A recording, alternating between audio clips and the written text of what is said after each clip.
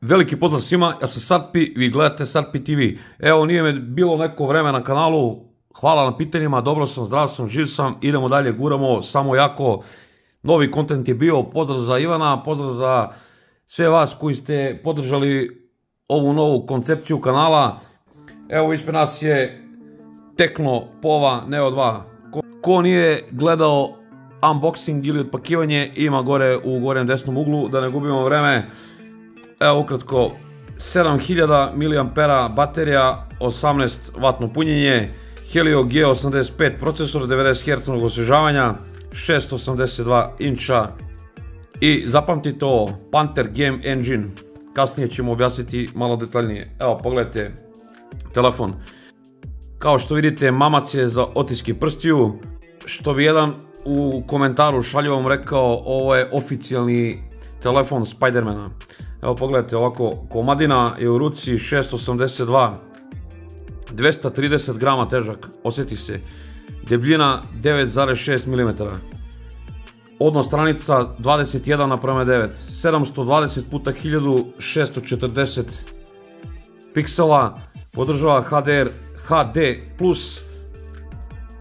evo pogledajte, otisak prsta ovdje sa strane, kako radi, munjevito. Pogledajte kako radi Face Unlock. Bum. Bum. Bum. Google Pixel 7 Pro. Jel mirno spavaš? Čitač otiska prsta radi lepo. Ovi dupli tapovi za paljenje, gašenje. Sviđa mi se na primjer i ovo. To su sitnice. Kad ga držite na stolu, kad podignete telefon ovako, on se upali, čim ga vratite, on se ugasi. Sa pola ekrana možete spustiti notifikacijski centar, ne možete i kontrolni centar, šteta, ovako sa desne strane spuštate kontrolni centar, šteta što ne može sa pola ekrana, ali ok, malo je nezgodno, zato što je veliki telefon i onda treba stvarno gimnastika ili druga ruka da se pripomogne. Ima velike foldere i male foldere za razliku od onog Infinixa koji sam radio skoro. Evo da vam pokažem samo kako izgleda, oni su skoro isti ovi custom njegovi skinovi. Da pogledajte kako izgleda. Čak sam i nalog neki napravio, pokazat ću vam kasnije zašto. Što se tiče ovih zakrpa, evo pogledajte. Google Play System 1. maj, Android Security Update 5. mart. Android 12 vjerojatno i neće dobiti Android 13, to je mana tih jeftinih telefona. Ima ovaj Palm Store. Zašto je zanimljiv ovaj Palm Store? Zato što na ovom Palm Store možete da nađete neke aplikacije koje su ugašene ovako na internetu. Evo sada ću vam pokažem ovako, ne smijem da pričam o tim aplikacijama, ajde da kucam ovako. I ovako kažemo search i pogledajte koju on aplikaciju našao i ta aplikacija još i radi. Evo pokazat ću vam i Antutu Score. Inače light verzije Antutua, koga to zanima da pogleda. Inače ovo je procesor Helio G85 izrađen u 12 nanometara, grafički čip mu je mali G52 MC2. To je čip iz 2020. godine, njega ima onaj Realme 7i koji nema nikakvog zagrevanja, apsolutno. Ima 6 GB rama, 128 GB interne memorije i memorija mu je proširila sa microSD karticama. Ovaj telefon ima 3,5 mm, ima FM radio, znači one slušalice koje se nalaze u kutiji uključite ovdje i možete da slušate FM radio offline. Slušalice su vam antena. Proximity senzor, odličan proximity senzor, pravi koji radi odlično, a ne kao na mnogim skupljim uređajima, konkretno Xiaomija. Evo da vam pokažem njegove neke fabričke aplikacije. Ima neki T-Spot, to ne znam ja šta je, to je neka njihova društvena mreža. Da pogledate zanimljivosti, na primjer, evo ime Lifestyle. Da pogledate, evo ovdje su neke domaćice i vi sad tu kliknete, na primjer, pogledajte iz koje zemlje. To voli moj brat Flossie Carter da gleda samo na Instagramu. I evo ja sam zapratio ovdje neke koje mislim da su zanimljive. Evo, pogledajte ovu domaćicu. Evo, za sve vas. Tekno Spot aplikacija. Ovdje ima ova koja mi pokazuje koliko sam danas hodao, koliko sam koraka napravio što se tiče baterije. Evo, sada ću vam pokažem konkretno. Ovaj telefon nisam nosio kao primarni telefon, nosio sam ga 4 dana kao sekundarni telefon sa jednom SIM karticom, tako da nisu bile dve SIM kartice i nisam ga nešto mnogo koristio, ne mogu da lažem. Evo, pokazat ću, evo, danas sam koristio sat i 38 minuta, evo da pogledamo ovako prethodnih dana, evo prvi dan kada sam ga kupio, sat i 49 minuta, onda sam ga napunio do 100% da ga testiram dalje. Drugi dan sam ga najviše koristio, 2 sata i 15 minuta, pa onda, ajde ne računam ovaj prvi dan, drugi dan 41 minut i evo treći dan korišćenja sat i 38 minuta. Zašto je to zanimljivo? Pa zato što, evo pogledajte, imam 54% baterije. Da sam ga koristio vjerojatno kao primarni, bio bi na manje, znači mogu bi da kažem opušteno 2 dana. Ovdje zaboravite na neko brzo punjenje, pošto ima punjač od 18 W. Ovo se puni sigurno 2,5 do 3 sata, tako da punjenje tokom noći vam ne gine. Ali pošto je baterija takva kakva jeste, ovdje opušteno 3 dana manje zahtjevnim korisnicima. Sad da se vratimo na ovo Panther Game Engine, jako zanimljivo. Na jednom popularnom portalu, ne želim nekog da mračim, pogledajte sami, neću nikog da prozivam, kažu gamerski telefon, samo ne znam po čemu, ajde. Ima ova opcija, evo ovako, Game Space. Ok, kliknemo Game Space. I evo, skinuli smo ovog Subway Surfera. Ajmo da pokrenemo Subway Surfera. Pa da vidite vi kako to radi ovaj gamerski telefon, kako popularni portal kaže. Evo, pogledajte. Ima, kaže, Game Engine. Ok, evo ga. Subway Surfer. Znači, više puta sam i resetovao telefon i sve. Da ne bi gubili vrijeme, nema šanse da ga pokrene. Znači, teorije nema. Pa sam otišao na Play Store da skinem jednu moju omiljenu staru igricu koju sam igrao i pogledajte šta piše ovdje. Aplikacija nije za ovaj moj uređaj, zato što ima stariju verziju Androida. Zanimljivo. Jednu od igrica koje sam mogao da pokrenem, to je ova. Ova je igrica za decu vrtića. Ajde da smanjimo to. Tako da ovo može da se igra bez problema.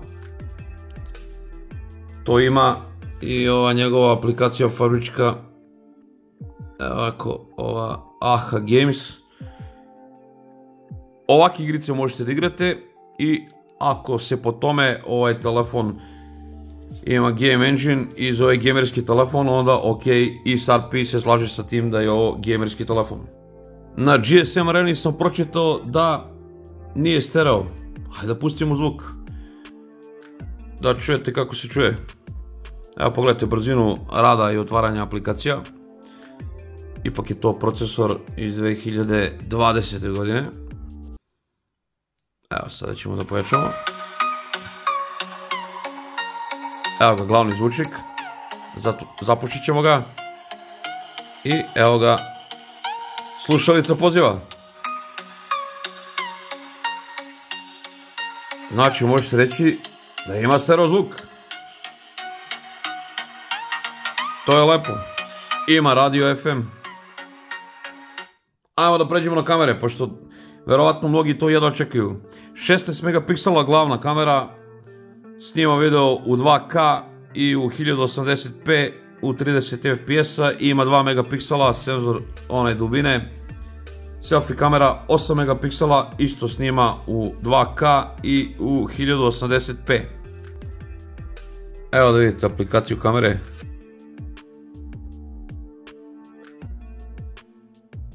Ima ovaj super noćni mod. Vidjet ćete kasnije da pravi razliku kada slikate bez tog moda i sa tim modom. Evo pogledajte šta nije loše na ovoj kameri, imate da upalite blic, imate ovaj reflektor da upalite za snimanje koji će da radi kao onaj na Infinixu što sam snimao, znači sve vreme je upaljeno, to je skroz ok, a to radi i kada upalite selfie kameru, znači možete sebe da snimate u mrklom mraku, što je ok, mada ja bih volao da je ovo LED lampa obavesti, ali šta da se radi, nije. U nastavku videa pogledajte kako ovaj telefon pravi slike i video zapise, pa ćemo da nastavimo ovaj video.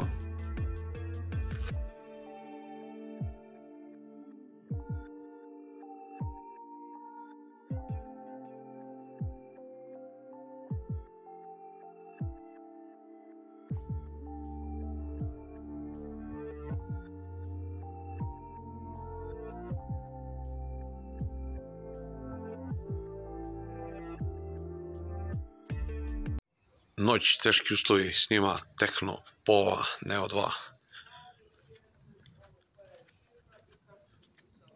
Full HD, 30 fps.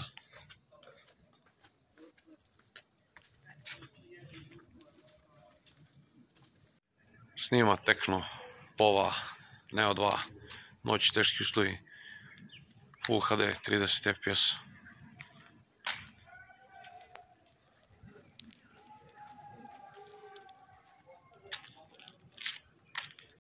Snima Pova Neo 2 2K.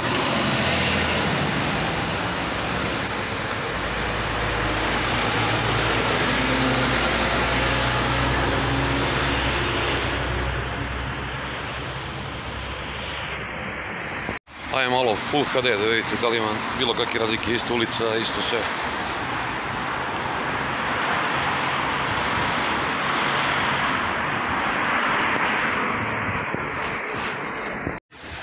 Snima Tecno Pova Neo 2 glavnom kamerom, Full HD, 30 fps. Snima Tecno Pova Neo 2 glavnom kamerom 2K. Evo da vidite da li ima neke razlike između Full HD i 2K.